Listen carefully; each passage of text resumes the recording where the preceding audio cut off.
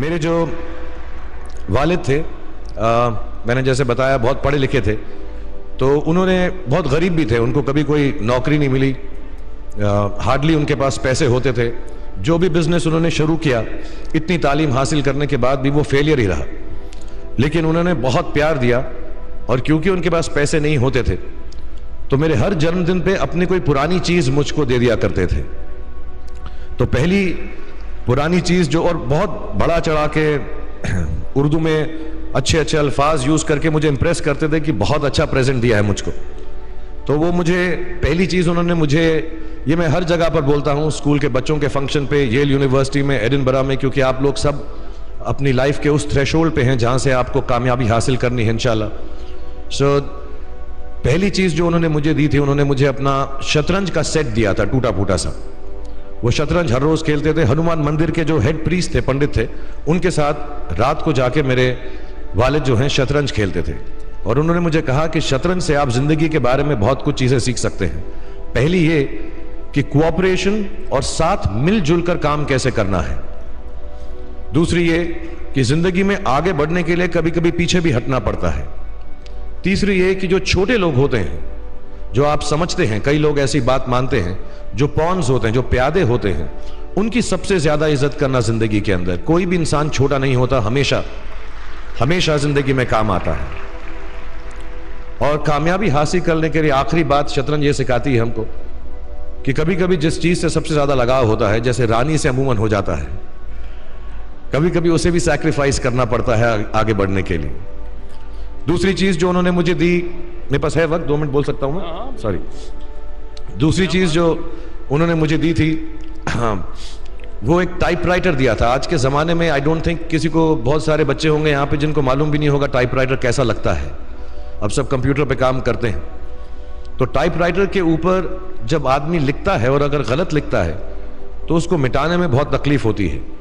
So you have to be very diligent, बहुत ध्यान से लिखना पड़ता है, हम गलती नहीं कर सकते।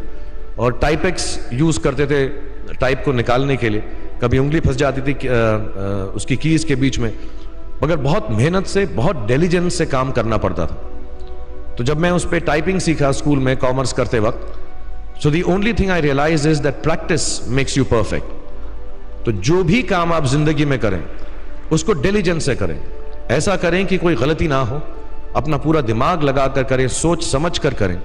ऐसे करें कि यह काम जिंदगी में आपका पहला काम है और इसके बाद आपको मौका नहीं मिलेगा, और शायद यह काम आपका जिंदगी का आखिरी काम है, इसके बाद फिर मौका नहीं मिलेगा।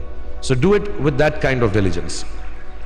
तीसरी चीज उन्होंने मुझे एक कैमरा दी थी, क्योंकि बहुत गरीब थे, वो कैमरा चलता नहीं था बिल्कुल भी, सिर्फ उसके व्यू फाइंडर से बड़ी अच्छी अच्छी तस्वीरें दिख जाती थी, लेकिन खिंचती बिल्कुल भी नहीं थी।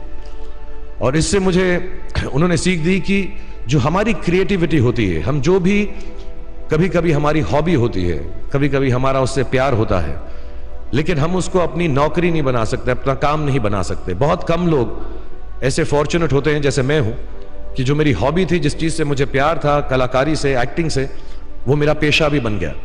अमूमन ऐसा होता नहीं है, लेकिन जो हमारी कला है, चाहे वो पोएट्री है, चाहे वो लिखना है, चाहे वो पेंटिंग है, चाहे जो भी चीज, गाना है, अकेले में गाना है, हमारी क्रिएटिविटी जरूरी नहीं है कि दुनिया एक्सेप्ट करे। जैसे उस कैमरा की तस्वीरें दिखती नहीं है, लेकिन उसमें देखने से खूबसूरत लगता है हर कुछ, वैसे ही आपकी जो क्रिएटिविटी है वो अपने लिए रखें। क्योंकि जिंदगी में कभी ना कभी, कहीं ना कभी ऐसा मुकाम आएगा जब आप बहुत अकेला फील करेंगे। हो सकता है दुख का समय भी आए, उस वक्त आपकी जो क्रिएटिविटी है वो आपकी सबसे अच्छी दोस्त होगी, दुनिया उसको माने या ना माने। मैं बहुत खराब पोएट्री करता हूं, लेकिन जब भी दुखी होता हूं तो लिख लेता हूं। सराफ साहब से मैं अब सीखना भी चाहता हूं। मैं रेखता पे जाऊंगा, मुझे लगता है ये कमाल की साइट है, थोड़ी मैं शायरी वगैरह सीखूंगा। मेरी शायरी बहुत खराब है कि हमने तुम्हारी याद में रो रो के टब भर दिए, वो आए और नहा कर चल दिए। इस लेवल की पोएट्री है। लेकिन जब दुख होता है, ये भी बैठकर जब लिखता हूं तो बहुत दिल को शांति मिलती है। आखिरी चीज मेरे वालिद जी ने मुझे दी थी, वो दोनों मिक्स है, मैं जल्दी खत्म करता हूं क्योंकि आप लोगों के पास वक्त नहीं है, आप लोगों को अपनी डिग्रीज लेनी है, सोच रहे होंगे इतना वक्त जाया कर रहा है हमारा ये। तो मैं जल्दी से बताता हूं। एक, उन्होंने मुझे कहा एक सेंस ऑफ ह्यूमर हमेशा रखना जिंदगी में। हंसते हमेशा रहना, एक चाइल्ड लाइक इनोसेंस जरूर रखना। जैसे एक छोटे बच्चे की जो एक इनोसेंस होती है, जो उसका दुनिया की तरफ जो नजरिया होता है बड़ा इनोसेंट सा होता है, उसमें कोई खामी नहीं होती, गलती नहीं होती, अभी दुनियावी बातें नहीं आई होती, तो वैसे ही रखना। कई बार बचपन में मैंने जब बदतमीजी की या कोई गलत काम किया तो उन्होंने सेंस ऑफ ह्यूमर से मुझे बचाया। और जिंदगी भर अगर आप अपने ऊपर, अपने हाल पे, दुनिया पे, क्योंकि लोग आपसे हर कोई बात कहेंगे, अच्छी बात भी कहेंगे, बुरी बात भी कहेंगे, क्योंकि लोगों का काम है कहना। अगर आप उसको एक सेंस ऑफ ह्यूमर से देख सकेंगे तो जिंदगी जो है बहुत बेहतर रहेगी। And last not the least, what my father gave me, what my mother gave me and what your parents have given you, आपके जो पेरेंट्स हैं जो आपको दिया है, वो सबसे बड़ी गिफ्ट है, गिफ्ट ऑफ लाइफ। जिंदगी की जो जिंदगी एक खुद ही सबसे बड़ा तोहफा है हमारी जिंदगी, और उसको वैसे ही ट्रीट कीजिए।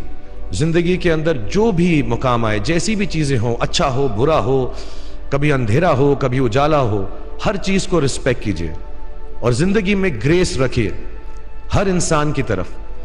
हर इंसान जो भी आपसे जो भी बात करेगा वो अपनी मुसीबत के हिसाब से करेगा, अपनी हैसियत के हिसाब से करेगा। कभी गलत बात भी बोलेगा, ऊंची बात भी बोलेगा। जब आप काम करेंगे, जब आप बड़ी बड़ी कंपनीज के अंदर नौकरी हासिल करेंगे, आपका हमेशा झगड़ा रहेगा, जो मेरा जूनियर है वो ऐसी बात करता है, मेरा सीनियर जो है ऐसी बात करता है।